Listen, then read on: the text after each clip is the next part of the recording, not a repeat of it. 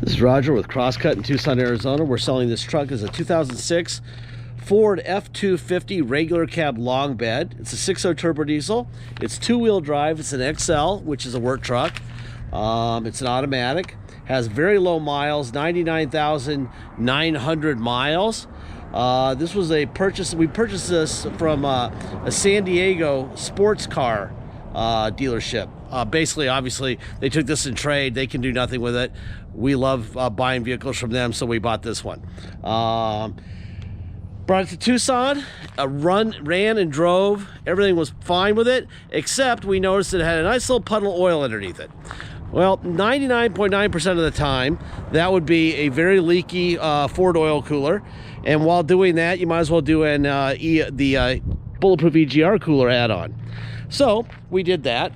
That should be the end of the story. We did our video. We put the vehicle online. A couple days later, I noticed a similar amount of oil underneath it again.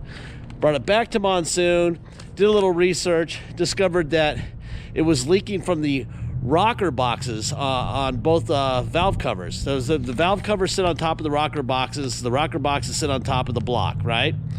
On top of the heads. So there you go. So we have that leak. Well, why was it leaking? Well, when you take them off, we discovered that the heads themselves look really new. So someone did heads on it. Now we can't verify that. We can't say for sure. So don't say that it has new heads, because we're not going to say that. But it sure looked new. And the problem was they didn't torque the bolts down enough, and so it was leaking for that reason, not because of defective rocker boxes, but because they didn't lock them down correctly with the head bolts. So now we've got that. So what we decided to do was just go all the way. While we're there, everything's off. The heads look great. So we bought ARP head studs, and we did the head studs. New gaskets on the rocker boxes and new valve cover gaskets. Okay, so now it's got a Bulletproof EGR cooler, brand new Ford oil cooler, and it's got ARP head studs, along with all new gaskets, coolant, oil, the whole bit. We also did a serpentine belt and tensioner and a detail. So motor wise, this is probably the nicest motor on a 6.0 work truck in the world. Okay, a lot of overkill, but one thing led to another, which often happens, especially with diesel. And you know, we just already were too far into it, you know, so might as well just keep going. So we did. That's how we end up with this truck. So if you want a truck that has a great motor in it and that's got a ton of miles left, all you have to do is change the oil once in a while. This would be it. It's kind of sad for our wallet. There's no chance of us making a dime here, but you know, it's much better than selling it and having somebody angry at us because it leaks oil, and now we know why, and it's fixed, and that's that. So little dings in the tailgate, and as far as cosmetically speaking, for a work truck, it looks great. Obviously it wasn't driven a whole lot, low miles. And it runs and drives great. I've driven it across town several times. Probably put, I don't know, 100 or so, 100 plus miles on it in town. It's got really good acceleration for a 6.0. Really good acceleration. Very easy to drive in town. There's your lock on and off. The key. Let me get this thing fired up and I'll show you all the paperwork. 99,992 miles are the exact miles on this thing right now. Okay. See if I can block the sun here a little bit. All right, 99,992. And I just got done driving it I've been driving it for about an hour. So these are all nice warm temperatures there. Great oil pressure. Tranny temperature's perfect. Engine temperature's perfect. Blowing cold air. It's great. Anyway, let me walk you through what's going on here. So this is the first attempt we made on this truck on stopping the leak. 1.6. We did an engine oil cooler and EGR cooler, valve cover gasket, serpentine belt, and tensioner. Okay, all this stuff will be scanned into the file for this truck in the ad. You can click on it. Spent $1,900 the first time. You even have the receipt for that part of it, right? Coolant and blah blah blah. There's your belt tensioner. And then when it was still leaking, we brought it back. let's see. Lower valve cover, rocker boxes, leaking oil. Must do headset at the same time. So it got ARP head bolts, standpipe, new coolant, cylinder head gasket set. $3,400. So there goes making money, right? Here's your this is the actual invoices for the parts. This is for the head stud kit. This is the expansion tank. Let's see what else we got going on here. Standpipe.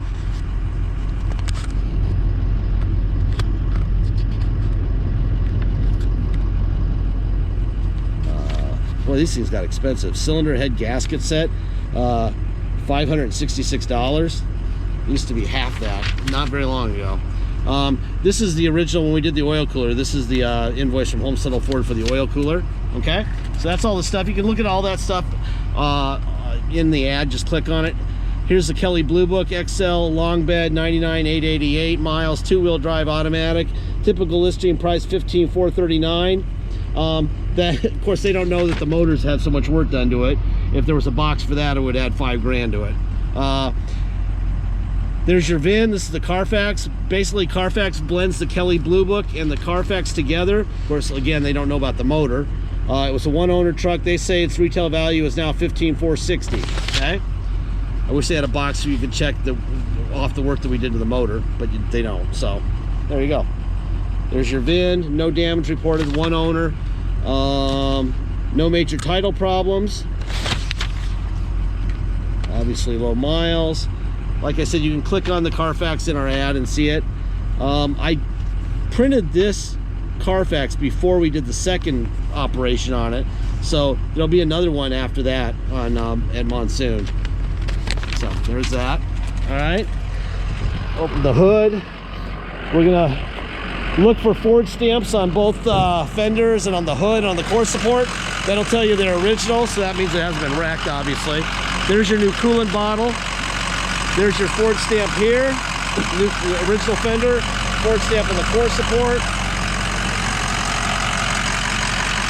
Another Ford stamp on the core support. Let's see, what else?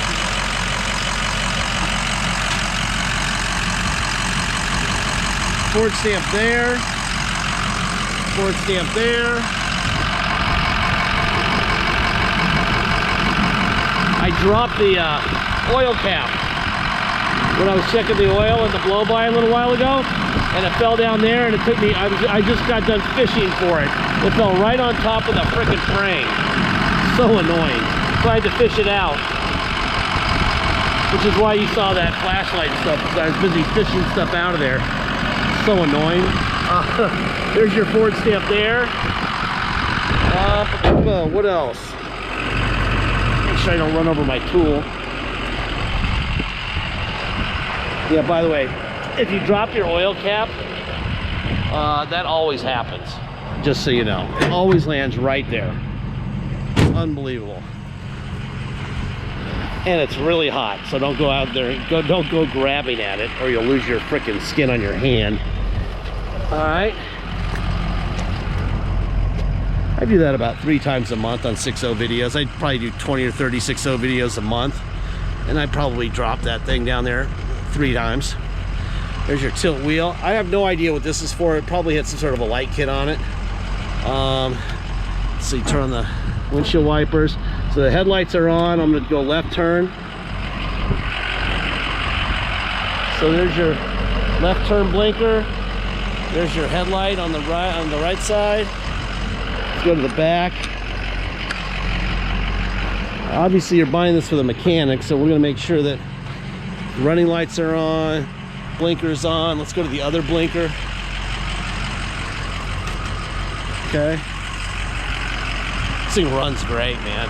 It's actually relaxing to drive it in traffic. Stop and go, which usually 6.0s aren't as exactly fun to drive. And this one actually is. This one actually runs really well. All right, let me open this gate. And the radio works, which is nice. And the air is blowing ice cold, which is great. Let's see if I can get a seatbelt on here.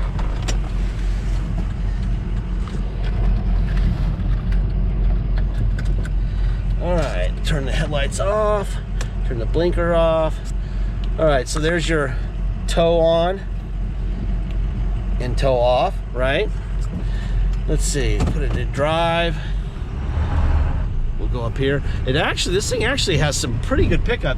I mean, gosh, if you had a really nice, to do what I'm about to suggest is kind of crazy. But if you had a really nice lifted truck with low miles with a bad motor, you would pull the motor out of this and put it in there, because this is that nice. This motor is sweet. Scott Lehman here from Premier. There you go. AM. People tried to here that couldn't remember things. Radio works fine. Air's blowing ice cold. I can attest to that. It's actually kind of warm today in Tucson. It's probably 81 or 2 right now. Not warm, but warmer. All right. It's also got cruise control, which obviously in a Ford truck you can't test until you're actually moving fast. And that's obviously not gonna happen. Anyway, all right. If you come to Tucson to drive this truck home, this is how it works. You'll pay your state tax, whatever that is, plus our city tax of 2.7% and a $250 dock fee. If you pay by wire and ship this truck out of state, all you're paying is agreed upon price. There'll be no tax, no dock fee, nothing. If you are going to do that, once we receive full payment by wire, we'll fill out the title with your name or your company's name and address. We will sign it off to you, scan it into your online file, and mail it to you. We even scan in the envelope we mail it in. Transparency, you know, from the Carfax and the receipts and the invoices and the Kelly Blue Book to the envelope we're mailing you the title in. Everything's up front. All right. You will have the truck shipped to you. Your title will already be in your hand when the truck shows up. You'll go to Motor Vehicles with the truck and the title. Simple. If you need help with shipping, please let me know early in the transaction. I'd be more than happy to help you. I can do it for you. We could roll the price of the shipping into the price of the truck so you make one payment for everything. If you just want some phone numbers to call so you can do it yourself, you're welcome to do that. We have many buyers who have bought multiple times from us, and they're really good. We have Kyle in San Diego. That guy can buy a car from us. We can approve it. He gets it, the deposit in, gets it paid for, and has it shipping out before we really know what's going on. He's that good. It's really not that hard to do yourself, but if you need help, let me know, okay? Let's see, deposit. Once we have an agreed upon price, please get your deposit in. Until we have a deposit, it will stay for sale. Very important to get your deposit in. Boy, this truck is a nice truck. Really nice running truck. Really, really nice. All the numbers are perfect on the gauges. It just runs great. Really nice truck. Anyway, if you buy this truck from us, this is how it'll operate as far as, you know, how we roll, okay? The new car dealers, they have salesmen to pay, they have commissions, they have a beautiful showroom to pay for, they've got an attendant that serves lattes and scones and sandwiches. Some of them have game rooms. I'm just gonna jump on it here a little bit. This thing actually is really quick. Obviously, it's a regular cab 6.0 two-wheel drive, so it's going to be way a lot less, but it's quick, really quick. Anyway, they've got all that stuff to pay for. They've got the beautiful locations and the high rent and the salesman and blah, blah, blah, blah, blah. They also know that if they sell this truck to you, they've got to pound you. They got to make as much money as possible. They also include $500 to $700 for future repairs, so that they know if you come in and say, hey, something's broken, they're happy to fix it because they already charged you $500 more for future repairs. Many times they don't have to use that money, they just keep it. Obviously don't return it. But when they do have to fix something, they've got the money in the bank. You already paid for your own repairs. We don't charge for that either because we're not fixing your truck. We give you all this information, the video, the photos, the Carfax, the Kelly, everything we know, you know, okay? So that you can be the owner on day one. And the only thing we require is that you to be the owner on day one, okay? If you want us to fix stuff after you buy it, add 20% to the sales price and we'll do that, okay? We're just giving you the saved money up front. That's all. If that works for you, that's fun. That's great. If it doesn't work for you, don't buy anything from us because you'll never get a check Doesn't matter if it's 1 second after you buy it, or 2 months, or 2 years, or 100,000 miles. It's not going to matter. Okay. By the way, this truck, I really like this truck. I really do. And I really, really wish that we weren't into it so much money. But we're definitely going to take a little snap here. But I am very happy that somebody's going to get a nice truck. That's kind of cool. You know, hopefully it's a guy who's in business and needs a truck that's going to run for another couple 100,000 miles. Because this one will. Change the oil and the coolant, you'll be fine. You know, one of the good things about 6.0s is that when injectors go, and they do eventually, they're cheap. You know, my price for an injector without a core is $360, so it's $180. You return the core, but you only have to do one. Duramax and Cummins, if you have a injector problem, I highly recommend doing every one of them, because if you don't, you'll regret it, and that's a fortune. On these trucks, if you need an injector, it's the labor on one side of the motor, you know, because generally it's just one injector, and you put it in, and it's a, you know, $500 or $600 thing. Now on a low mile truck like this, I doubt you're going to need injectors for quite some time, but that to me is really the only realistic thing that could actually go wrong in the next 50,000 miles. But you know, we like to make sure that our customers know what they're doing, and if we know something, you're going to know something, and that's the way I would look at it if I was buying this truck. That's probably the worst case scenario. That being said, I am not Nostradamus, and I have no idea what's going to happen. You know, if I did, I'd be the wealthiest person in the car business, because I would never buy a bad vehicle, and I would make a fortune never having to fix vehicles. But you buy cars with problems and you learn, and I've learned. So anyway, I think that's about it. Thank you for your time. I'm going to get this thing loaded. Those of you, you know, out there who are the detectives on the internet will notice this is a new video, and I explain why it's a new video, because we had to do an additional repair after the fact. Okay. All right. Anyway, that's it. Thank you for your time.